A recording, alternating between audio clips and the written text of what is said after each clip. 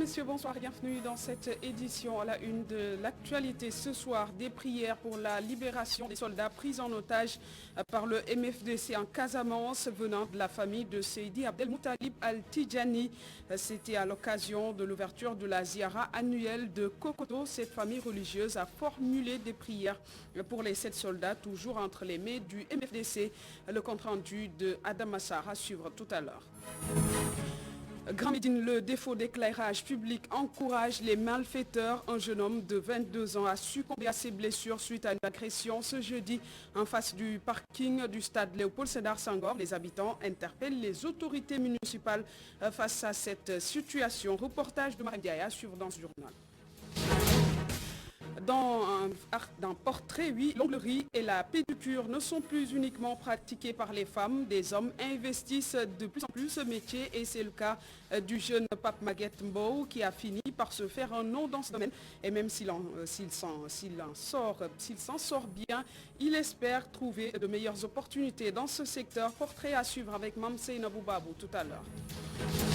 Enfin, dans l'article de la semaine ce soir, Aliou Cissé, la douce revanche, ce titre à la une du quotidien national et par notre confrère Elhadji Ibrahima Thiam explique comment Aliou Cissé a répondu et de la plus belle des manières à ses détracteurs. À suivre en fin d'édition, article de la semaine avec Mamadou Dieng.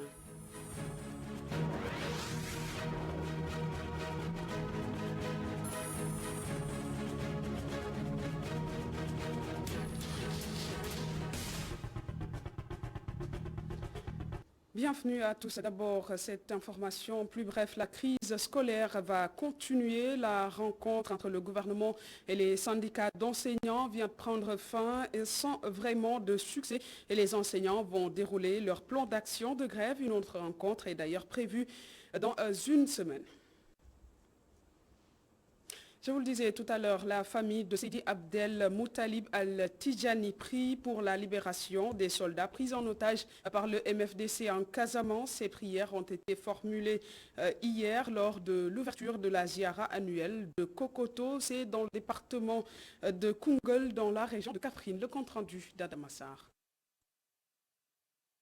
La famille de Seydi Abdelmoutalib Al-Tidjani prie pour la libération des soldats pris en otage par le MFDC en Casamance. Ces prières sont formulées lors de l'ouverture de la ziara de Kokoto, située dans le département de Koungheul. Ce que j'appelle notre pays, le Sénégal, pas seulement dans le contexte politique ni social, mais j'appelle le peuple, le Sénégal, de se retrouver et d'effacer un petit peu, et de dépasser aussi ces problèmes, car nous devons construire, vous savez, pour construire un mur, il vous faut du ciment. Pour construire une société, il vous faut aussi du ciment. Ce ciment, c'est le respect mutuel, c'est l'amour vers l'autre, c'est le respect vers l'autre et aussi avoir le même but. Le même but, c'est que le Sénégal aille de l'avant. Et le Sénégal ne pourrait aller de l'avant s'il n'y a pas cette cohésion. Mais Inch'Allah, nous avons grand espoir que c'est des problèmes que le Sénégal pourrait, Inch'Allah, dépasser, sinon effacer, Inch'Allah. Le Saint-Coran sera récité des milliers de fois durant cette ziara qui se déroule pendant 3 jours. C'est une occasion où tous les fidèles, tous nos amis, tous nos frères viennent d'horizons différents et se réunissent ici à Kokoto. Alhamdulillah, déjà, cette réunion a une positivité que nous ne pouvons négliger. Voilà. Et c'est une occasion aussi de se retrouver entre fidèles de la tariqa Tidjaniya. Ce sera une occasion de lecture du Coran, de dhikr. La ziara de l'édition 2022 coïncide avec l'inauguration de la grande mosquée. Et en politique, le conseil municipal de la commune de Tivaouane-Peulh, Niakoulrab et Niag officiellement installés. C'est l'un des rares maires à avoir été réélus dans le département de Rufisque. Il compte s'appuyer sur tous ses conseillers pour venir à bout des problèmes de sa commune, notamment l'adduction d'eau et l'accès à un cadre de vie attrayant. C'est un reportage, ou plutôt écoutons les précisions de Momar Sorna Diop au micro de Babacar Seck. C'est un conseil nouvellement élu, mais une ambiance joviale qui fait que je suis persuadé que dans les conseils à venir, nous pourrons échanger pleinement et en profondeur sur les questions urgentes qui ont fait l'objet de cette élection. Les gens ont voté pour la coalition Benno Bokk Yakaar parce qu'ils ont estimé que nous avions entamé un travail qui est en train de se passer convenablement et qui devrait, dans les années à venir, accélérer. Les questions d'urgence, quand j'en parle, ce n'est pas des questions qui relèvent souvent de nos compétences. C'est des questions qui sont liées au cadre de vie, entre autres l'adduction d'eau. Nous savons qu'une bonne partie de la population de Tivaouane-Peulh, Niakoulrab n'a pas accès à l'eau, à l'électricité, aux voiries, aux espaces sanitaires. Mais nous sommes persuadés que l'engagement de ce nouveau conseil installé, plus l'expertise, l'expérience que nous avons eue dans les années précédentes, cumulées, nous pourrons donc résoudre une bonne partie, pour ne pas dire la majeure partie, de ces soucis que les populations vivent. Et le folklore s'est aussi invité dans les cérémonies d'investiture de certains maires, une chose plutôt mal vue par des citoyens qui disent attendre plutôt la concrétisation des programmes de campagne de ces nouveaux élus locaux. Mamalassane Laïsek, reportage. Le folklore était au rendez-vous. Une atmosphère qui ne fait pas l'unanimité. Non, man rafetluwuma tax intégration bi di am ay. Je déplore cela. Ce folklore n'a pas sa place dans cette cérémonie. Nous attendons du maire qu'il travaille, mais pas cet tintamarre. Pas ay animation di am ay boucan wala du genre. Ce religieux fustige le folklore, mais il connaît bien les ambitions du maire de la commune. Man en personne d'accord ma ci loolu. Personnellement, je ne suis pas d'accord. Même le maire n'est pas d'accord et pourtant nous l'avions souligné à notre réunion parce que nous avons des objectifs à atteindre. Tëgg ak fecc moom population Grand Yoff xaaruñu ko ci ñun li ñuy xaar ci ñun mooy ñu ut xar kanam bu bees ci biir Grand Yoff. Malgré les innombrables interprétations, le 6e adjoint au maire a un tout autre regard. Ouais, il y a beaucoup, bon, il y a du folklore, il y a du tout, parce que nous sommes dans un quartier quand même culturel, okay, avec un quartier à la limite cosmopolite. Le Sénégal même en miniature, avec n'est-ce pas, les Diola, les Mandjak, un peu partout, les Walo Walo, le quartier Ali Diallo, Missira et autres, quoi. Ça veut dire que ça bouillonne culturellement ici. Et vous savez, ça va se refléter dans un jour comme celui-là. La cérémonie d'installation, un grand jour pour les maires et leurs militants. Malgré le folklore constaté, les maires et leurs adjoints sont bien conscients, disent-ils, des attentes de leurs administrés. Et pendant ce temps, l'insécurité dicte sa loi dans certaines zones de la capitale. Ce jeudi soir, à Grand Médine, un jeune homme âgé de 22 ans, gravement blessé, a succombé à ses blessures et sur place, les habitants incriminent l'éclairage qui fait toujours défaut. Ils réclament plus d'efforts dans ce sens. C'est un reportage de Marem Diaye.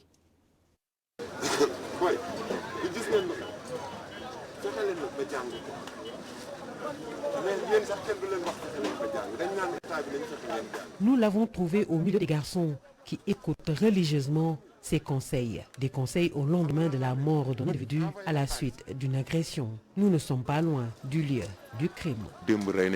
Une personne a été tuée ici lors d'une bagarre. Je considérais ces jeunes comme mes enfants. Ils étaient des amis. Nous les connaissons très bien.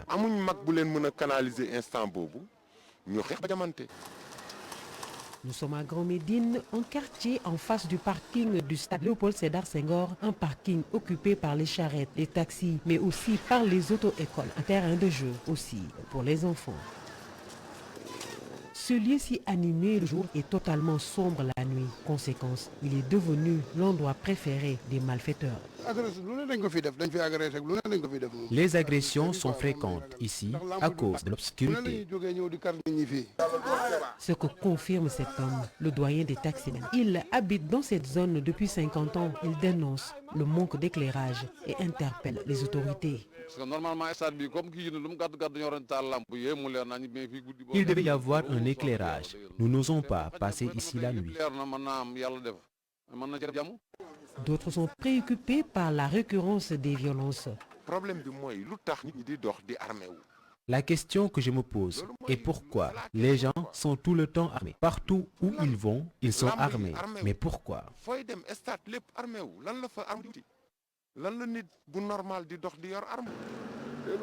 Dans la nuit de jeudi à vendredi, un jeune homme de 25 ans y a été mortellement poignardé. Le présumé coupable, âgé, lui, de 22 ans, est entre les mains des enquêteurs.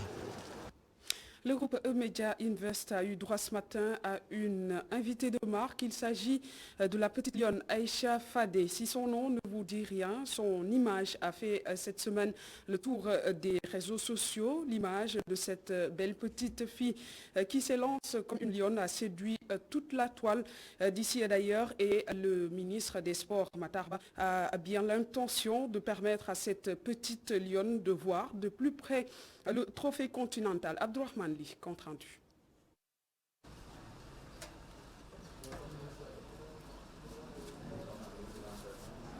Elle est désormais la star nationale.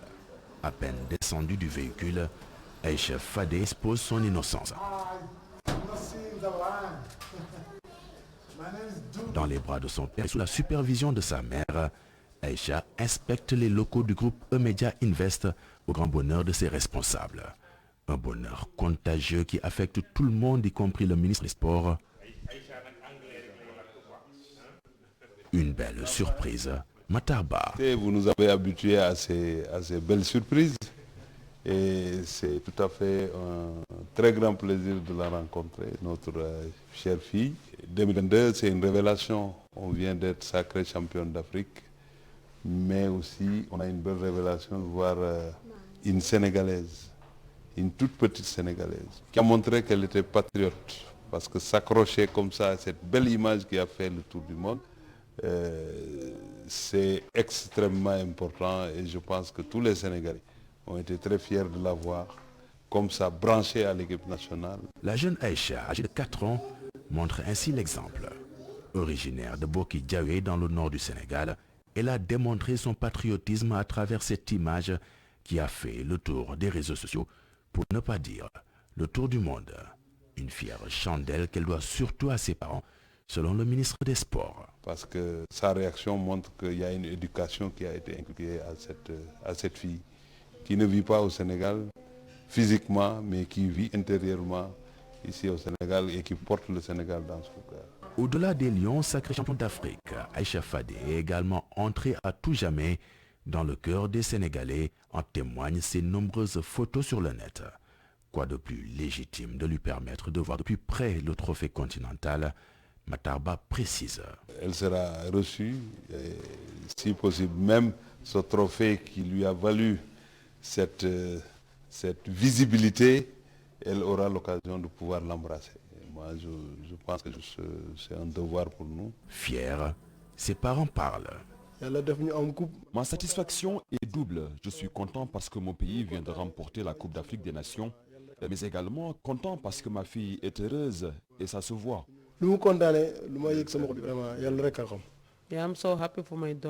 Je suis très contente pour ma fille. J'avais jamais cru que la photo allait être si virale. Le Sénégal est notre pays. Où que nous soyons, nous devons l'aimer de nos forces. Si dans votre pays l'on est content, vous devez l'être tout autant.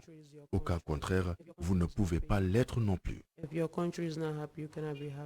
Le ministre des Sports invite dans la foulée tous les politiques à s'inspirer de la jeune Aïcha et mettre le Sénégal au-dessus de tous les intérêts particuliers. Et pour y arriver, il faut rugir, comme Aïcha Fadé.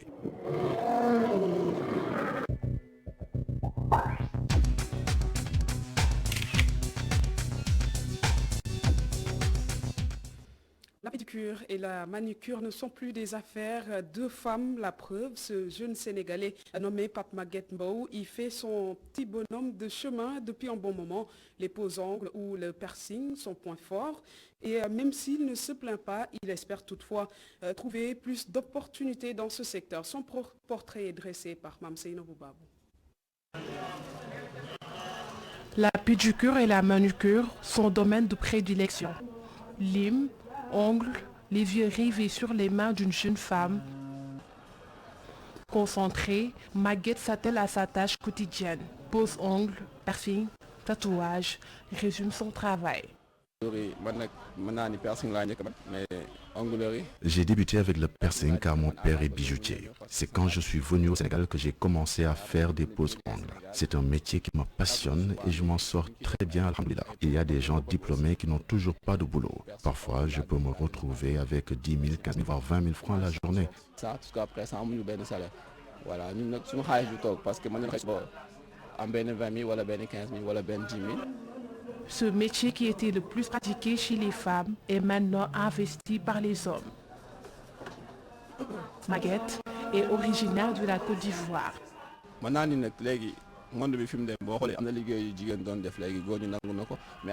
Le monde a évolué. Hommes et femmes se partagent les mêmes métiers maintenant. Je suis jeune et je ne veux pas rester là à ne rien faire. C'est pourquoi je fais ça et le travail marche bien. Mais je prie pour trouver quelque chose de meilleur. En plus, on est indépendant. Son patron se dit fier du travail qu'il abat tous les jours. Selon lui, il l'aide beaucoup dans le marketing et la communication.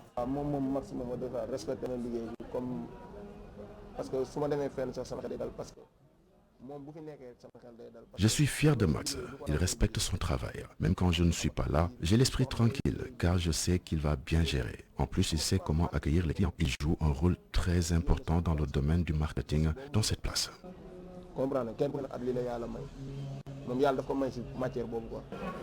Sa conviction est qu'il n'y a pas de saut métier. Maguette Mbow s'accroche pour le moment, en fait son sacerdoce, en attendant de trouver d'autres opportunités.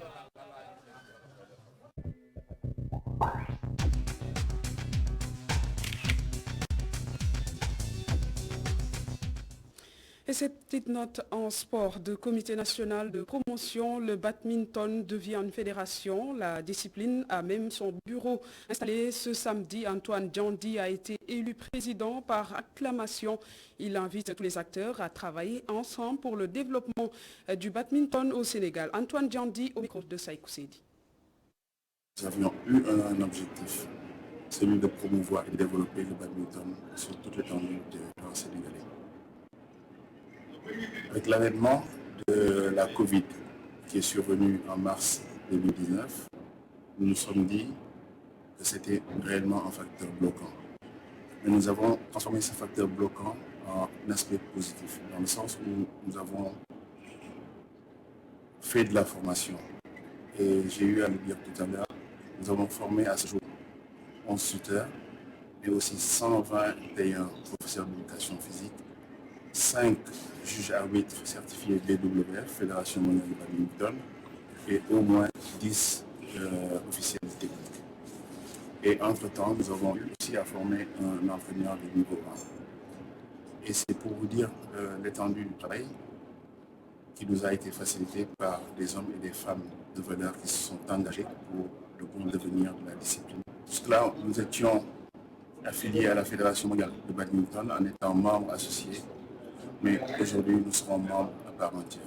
Et ça va nous ouvrir à d'autres opportunités, tant sur la partie financière, par des subventions des grandes, par du matériel, pour mieux asseoir notre discipline partout, pour faire un maillage, parce que un de nos objectifs, c'est, comme je l'ai dit, au plus loin et au plus reculé du pays.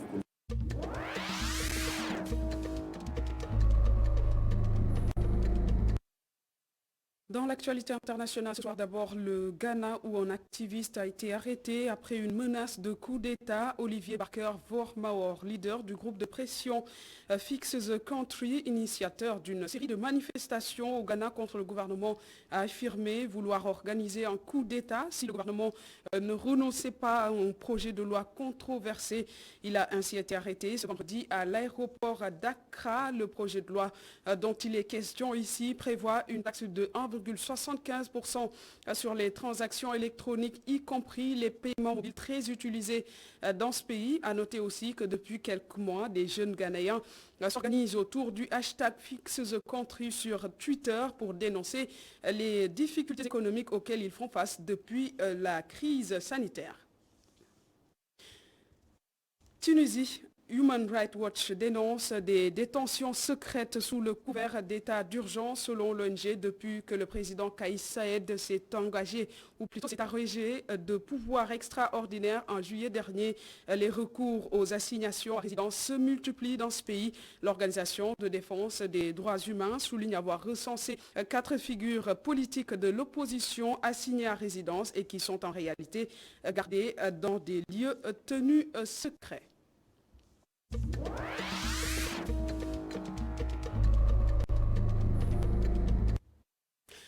À présent, article de la semaine. En 7 ans, Aliou Cissé a vécu le martyre à la tête de l'équipe nationale de football du Sénégal.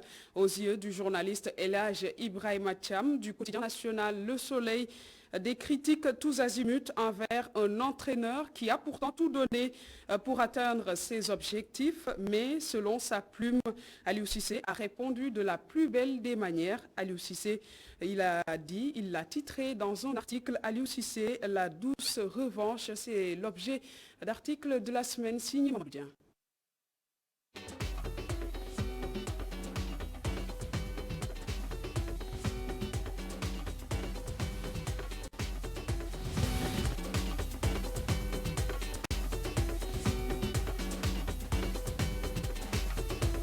Aucun sélectionneur à la tête de l'équipe nationale de football du Sénégal n'a reçu autant de critiques acerbes qu'Aliou Cissé, constat du journaliste El Hadj Ibrahima Thiam du quotidien national Le Soleil. Des critiques auxquelles Aliou a répondu de la manière la plus belle, d'où le titre de son article, La douce revanche. La douce revanche est en relation un peu, c'est relatif un peu à tout ce que l'entraîneur Aliou Cissé a dû endurer, a dû encaisser en termes de critiques. Les critiques sont bonnes, surtout les critiques constructives. Mais là, moi, j'ai mis surtout l'accent sur certaines critiques qui n'étaient pas fondées sur des faits, c'est-à-dire des critiques portées plus sur l'homme au lieu de porter sur le travail qu'il menait. Donc, étant donné que moi j'ai toujours défendu l'entraîneur, je ne le défendais pas parce que je le connaissais, mais je le défendais, c'est par rapport à ce qu'il prouvait, par rapport aux résultats, par rapport aux objectifs qui lui étaient fixés. Donc sur la base de ça, vu tout le contexte, tout le parcours, tout ce qu'il a dû endurer, c'est une revanche d'Aliou Cissé sur tous ses profondeurs. Des critiques émanant parfois de ses anciens coéquipiers de la génération de 2002. Aux yeux du journaliste, ces critiques devaient plutôt être constructives. Un soldat, quand il va sur le champ de bataille, je pense qu'on ne doit pas lui mettre quelque peu les bâtons dans les roues. Il faut l'encourager, il faut le haranguer. Et c'était pas une manière, à mon sens, d'encourager Aliou Cissé. Parce qu'il va dans une campagne qui était âpre, rien n'était évident. Il y avait une autre manière, par exemple, de l'encourager, sans parler de démission. Il fallait d'abord attendre la fin de la campagne, en tirer toutes les conséquences. Là, on peut parler de démission. Mais démission avant même qu'on aille en campagne, je pense que c'était un peu maladroit de la part de quelqu'un qui était censé être un ancien coéquipier avec qui vous avez écrit l'une des plus belles pages de l'histoire footballistique du Sénégal. Je pense que sur cette déclaration de Khalidou Fadiga était mal à propos. Le sélectionneur semble faire l'objet d'une vraie entreprise de démolition, selon le directeur adjoint de la rédaction centrale du Soleil national.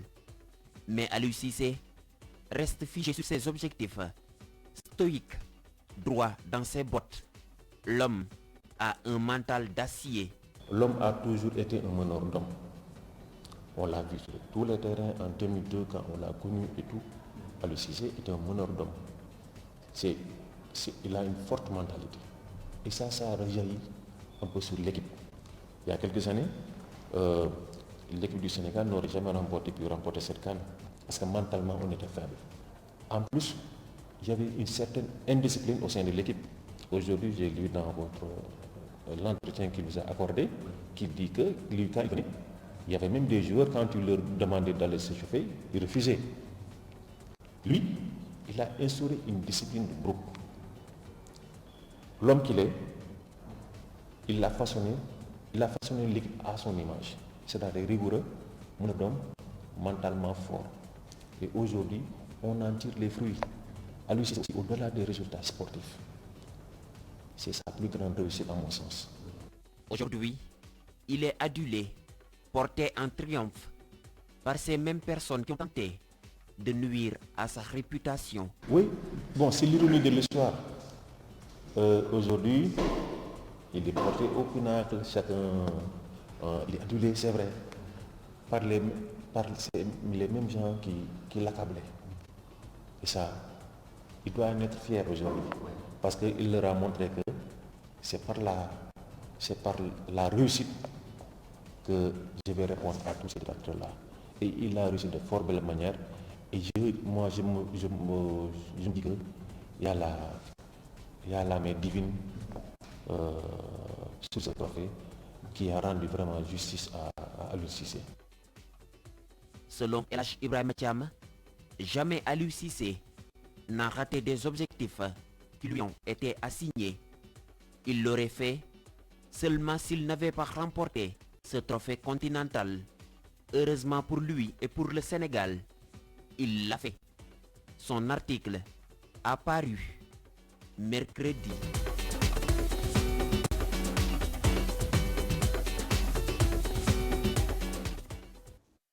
Et voilà, mesdames, messieurs, qui met un terme à cette édition. Merci de l'avoir suivi et très bonne suite des programmes sur ITV.